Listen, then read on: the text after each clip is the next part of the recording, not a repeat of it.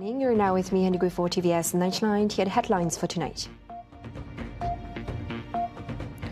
Sarawak Deputy Premier Dr. Sim urges a comprehensive multi-agency policy to tackle the financial, social and mental health impacts of online gambling.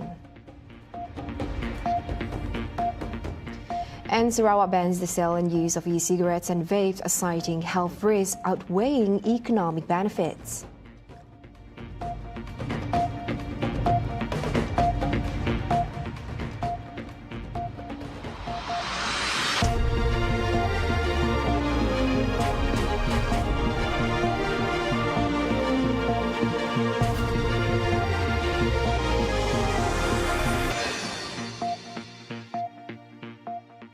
The issues of online gambling and mental health require a comprehensive new policy to be effectively addressed. Sarawak Deputy Premier Dr. Sim Kui Hian said these challenges not only affect society financially and socially, but also contribute significantly to the growing mental health problems among the community. He stressed that the new challenges call for the formulation of a more inclusive policy involving the cooperation of multiple agencies.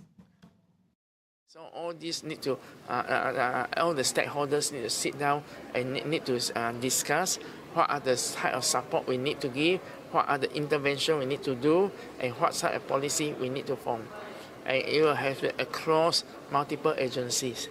And because eventually you need a new policy, so that means that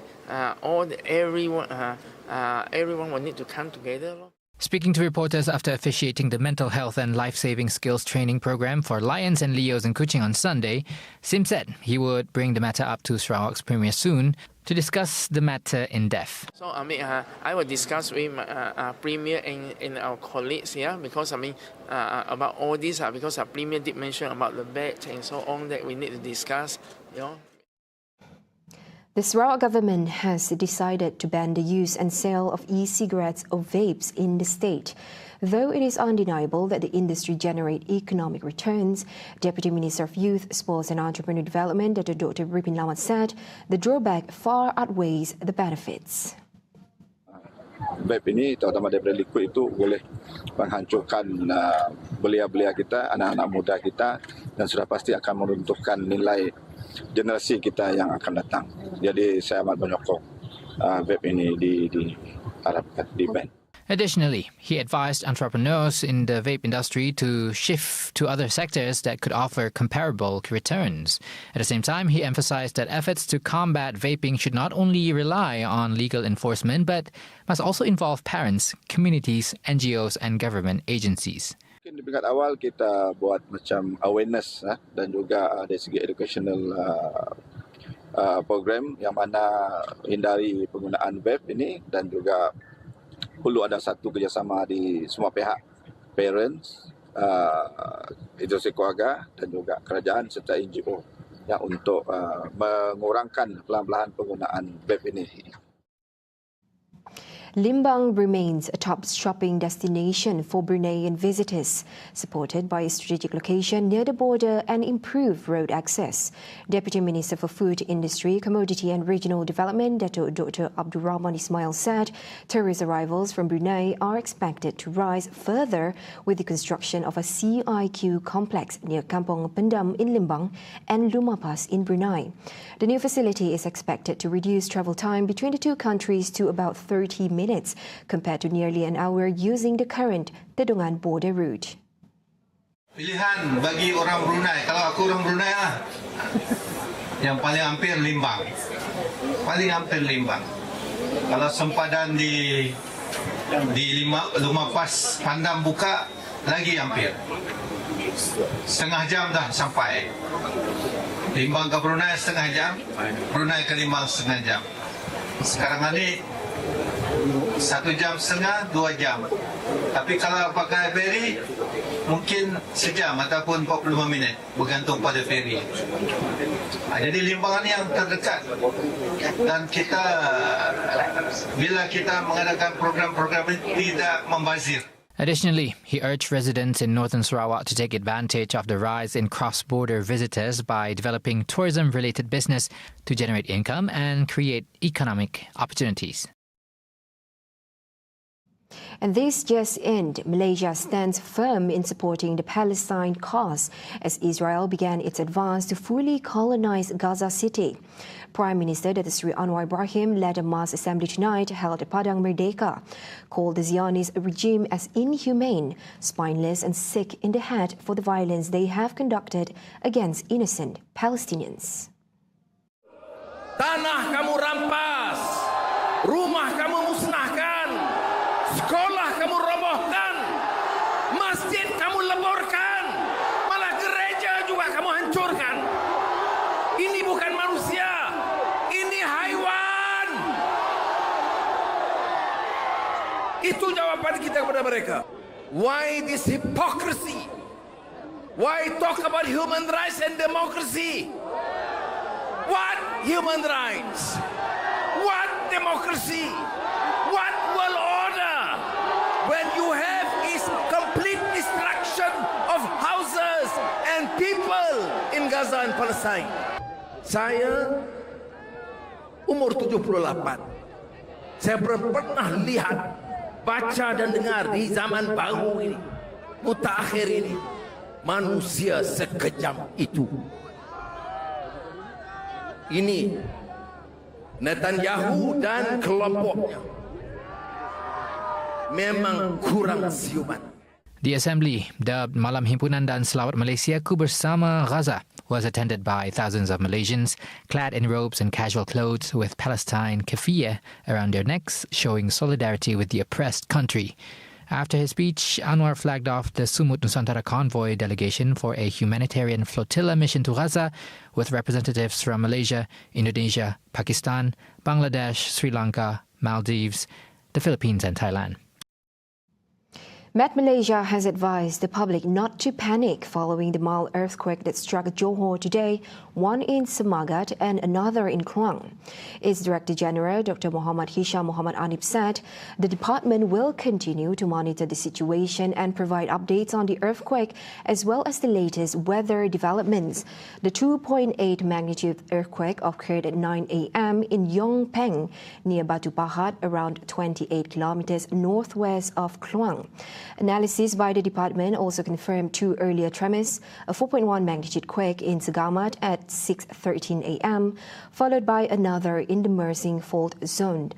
The quake was also felt in parts of Malacca, Negeri Sembilan and southern Bahang and was detected by Indonesia's Meteorology, Climatology and Geophysics Agency (BMKG).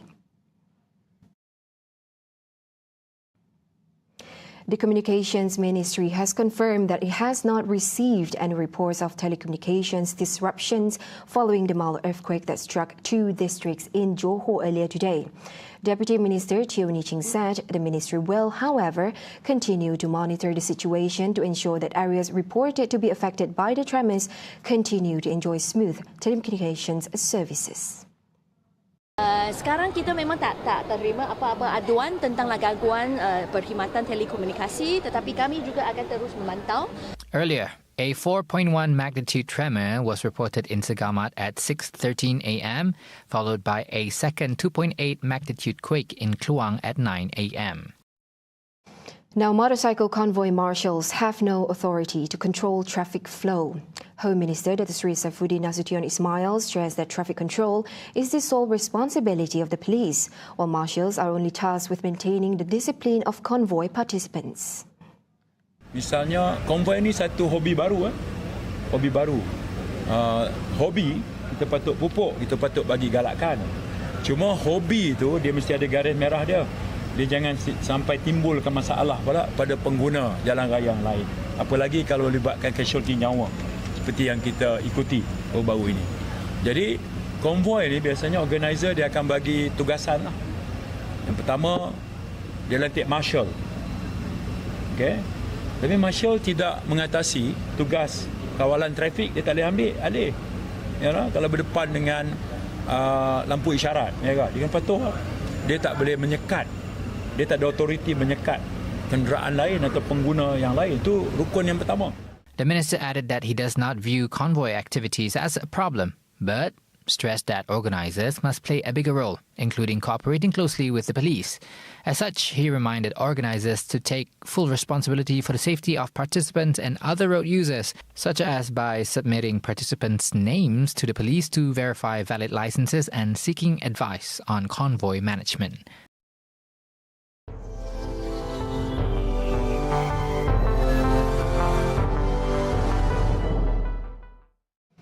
On to global affairs, the head of the UN Agency for Palestinian Refugees, UNRWA, urged Israel to stop denying responsibility for the famine it caused in the Gaza Strip. On X, he posted that it is time for all influential states to act immediately to end the crisis. The Integrated Food Security Phase Classification IPC, the UN-backed Global Hunger Monitor, confirmed on Friday that famine has been established in the Gaza Governorate, projecting that it will spread to central and the southern areas of the enclave by the end of September. Israel has killed more than 62,000 Palestinians in Gaza since October 2023. The military campaign has devastated the enclave, led to deaths by starvation, forced migration, and spread of disease. Last November, the International Criminal Court issued arrest warrants for the Israeli Prime Minister Benjamin Netanyahu and his former Defense Minister Yoav Gallant for war crimes and crimes against humanity in Gaza. Israel also faces a genocide case at the International Court of Justice for its war on the enclave. Now, Malaysian food was voted as the most popular choice at an event in Japan recently. Yomiuri TV, a major Japanese broadcast company, said the survey was conducted among visitors on the 7-month Osaka Expo 2025, where a special sub-event was hosted, dubbed the Special Expo Gourmet Survey. Minister of Investment, Trade and Industry Tengku Datuk Seri Zafrul Tengku Abdul Aziz said the recognition is a significant achievement since the evaluation was carried out among Expo enthusiasts who regularly sample international dishes. Tengku Zafrul also expressed his appreciation to the entire Pavilion Malaysia team for their dedication and commitment to ensuring the country's successful participation at the prestigious exposition. The dish that sold the most during the expo was roti canai, with over 1,500 sold daily at Pavilion Malaysia. Though it is sold at a staggering 50 ringgit per piece, many are willing to queue up for up to 2 hours just to try the Malaysian roti canai. In addition to offering unique local cuisine, Pavilion Malaysia, which features a bamboo facade inspired by songket, also showcases the country's cultural diversity through artistic performances. So far, Tengku Zafrul said Pavilion Malaysia has attracted over 2.2 million visitors, far exceeding its original target of 1.5 million visitors, and managed to generate potential investments valued over 11 billion ringgit. The Expo 2025 Osaka is ongoing from April 13 until October 13. Back in Malaysia, Minister of Home Affairs Datuk Seri Saifuddin Nasution Ismail reminded the public not to take sensitive issues, especially those relating to religion and race, lightly. His remarks follow the case of a former company's CEO who questioned Terengganu's Sharia law on the offence of skipping Friday prayers. Negara kita ni, fabrik sosial kita ni dah pun wujud lama. Social fabrik kita yang menyebabkan keadaan di mana kita boleh duduk dengan rukun damai. Tapi ini bukan satu jaminan kalau hal-hal seperti ini tak kita bendung. Ya, terutama kenyataan-kenyataan yang menyentuh sensitiviti kaum dan agama.